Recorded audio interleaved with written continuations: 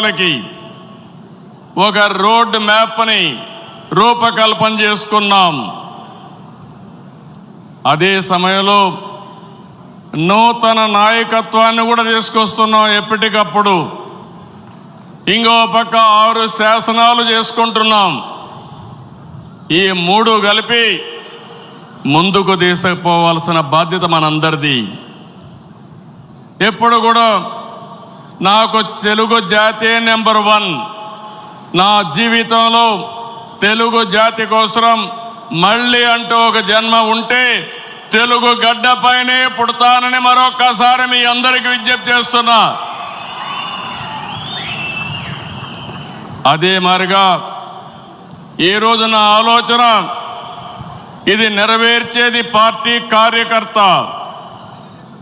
అందుకే కార్యకర్తే అధినేత. మీరే నా హైకమాండ్ కూడా, మీరే సుప్రీం కూడా. ఇది పార్టీ సిద్ధాంతం అని మరొకసారి విజ్ఞప్తి చేస్తున్నాను. వేదిక పైన ఉండే నాయకులు కానీ మీరు కానీ అందరం గుర్తుపెట్టుకోవాల్సింది, పార్టీకి సాధారణ కార్యకర్త ఎప్పటికీ శాశ్వతంగా సుప్రీంగా ఉంటాడని చెప్పి కూడా నేను మీకు తెలియజేస్తున్నా. మామూలు విషయం కాదు. 45 రోజుల్లో 1 కోటి మెంబర్షిప్ చేయించిన, 1 కోటి పైన మెంబర్షిప్ చేయించిన ఏకైక పార్టీ తెలుగుదేశం పార్టీ. ఇంకొక పక్క తొలిసారి అసెంబ్లీకి 65 మందికి యంగ్స్టర్స్కి సీట్లు ఇచ్చాం. ఇది ఒక చరిత్ర. ఏ రాజకీయ పార్టీ కూడా ఇంత సాహసం చేయలేదు. అలాంటి నిర్ణయం చేశాం. 61 మంది గెలిచారు. నూతన నాయకత్వాన్ని తీసుకొచ్చాం. ఎమ్మెల్యేలుగా, ఎంపీలుగా, మంత్రులుగా ఫస్ట్ టైం అయిన వాళ్ళ మంత్రులు చేసిన ఘనత కూడా తెలుగుదేశం పార్టీది. ఈరోజు లోకేష్ గారిని మీరు చూశారు. 6 శాసనాలు ప్రవేశపెట్టాడు. నేను మనస్ఫూర్తిగా అభినందిస్తున్నా. మామూలుగా పోయే ఈ మహానాడిని ఒక నూతనమైన దిశలో తీసుకెళ్లాలని 6 శాసనాలు ప్రవేశపెట్టాడు. అలాంటి లోకేష్ కూడా మీరు చూస్తే బాగా చదువుకున్నాడు. చదువుకొని వచ్చి ఆయనకుండే నాలెడ్జ్ని ఇక్కడ ఉపయోగిస్తూ, టెక్నాలజీ కానీ నాలెడ్జ్ని ఉపయోగిస్తూ ఒక నూతనమైన విధానానికి శ్రీకారం చుట్టాడు. ఇంకో పక్కన రామ్మోహన్ నాయుడు చూస్తున్నారు మీరు.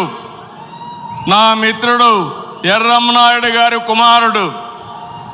కానీ ఈరోజు అతి చిన్న వయసులో కేంద్రంలో మంత్రిగా ఉండే వ్యక్తి రామ్మోహన్ నాయుడు అని చెప్పి నేను మీకు తెలియజేస్తున్నా. అదే మరి ఏ పార్టీ కూడా చెయ్యలేదు.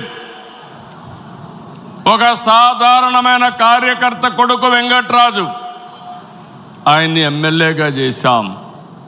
ఒక సాధారణమైన కార్యకర్త అప్పలనాయుడు ఒక ఎంపీగా చేశాం. మొన్నటి వరకు మీ దగ్గర కూర్చున్న వాళ్ళు ఇప్పుడు ఎమ్మెల్యేలుగా వేదిక మీదకి వచ్చారు. ఇది ఒక చరిత్ర. అంటే ఈరోజు మనం ఇక్కడికి వచ్చామంటే మనందరి మీద బాధ్యత పెరిగిందని చెప్పి కూడా నేను మీకు తెలియజేస్తున్నా. తెలుగుదేశం పార్టీ కొత్త తరహా అడ్మినిస్ట్రేషన్ కూడా శ్రీకారం చుట్టాం.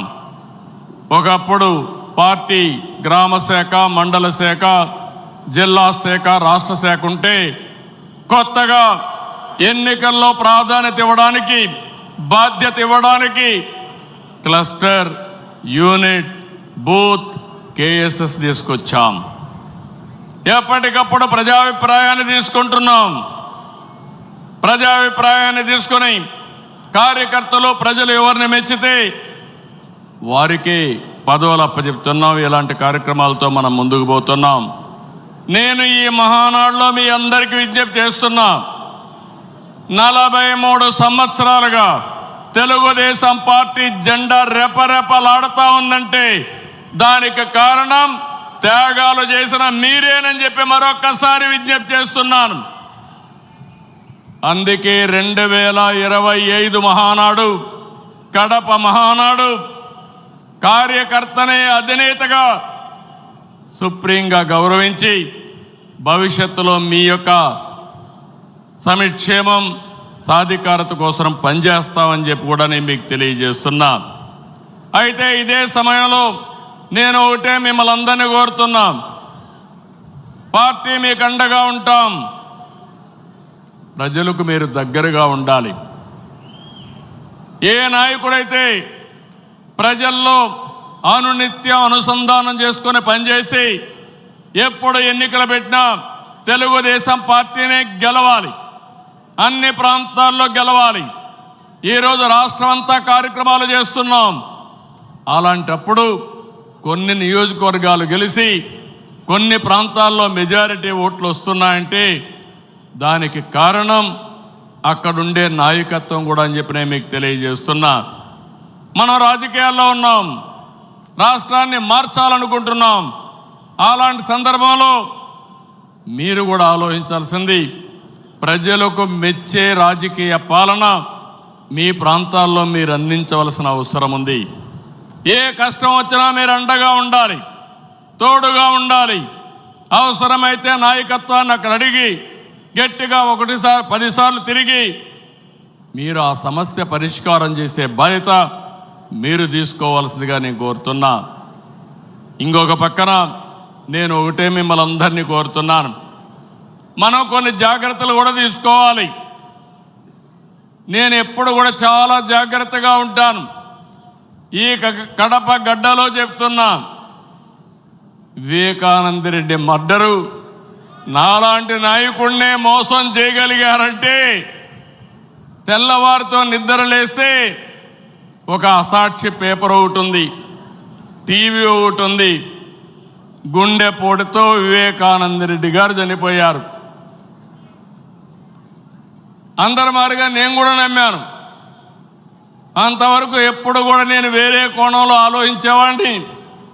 ఎన్నికల బిజీలో నమ్మితే సాయంత్రానికి మలుపుల మీద మలుపులు, గొడ్డలితో మెదడు కూడా బయట వచ్చి అంత చిన్నాభిన్నమైపోయి రూమంతా రక్తం ఉంటే అలాంటిది కడిగేసి ఏమీ జరగనట్టు గుండెపోటుతో రక్తం వచ్చి గోడలన్నీ కూడా తడిచిపోయాయని చెప్పగలిగారంటే ఎలాంటి వారితో మనం పోరాడుతున్నాం ఒక్కసారి ఆలోచించుకోవాల్సిన అవసరం ఉంది. సాయంత్రానికి మలుపులు తిరిగి రెండో రోజున నారాసుర రక్త చరిత్ర నా చేతిలో కత్తి పెట్టి నా మీదనే నెపవేసే పరిస్థితికి వచ్చారంటే కెన్ యూ ఇమాజిన్ అని చెప్పి నేను మిమ్మల్ని అడుగుతున్నా. అర్థమైందా మీకని అడుగుతున్నా. అర్థమై ఉంటే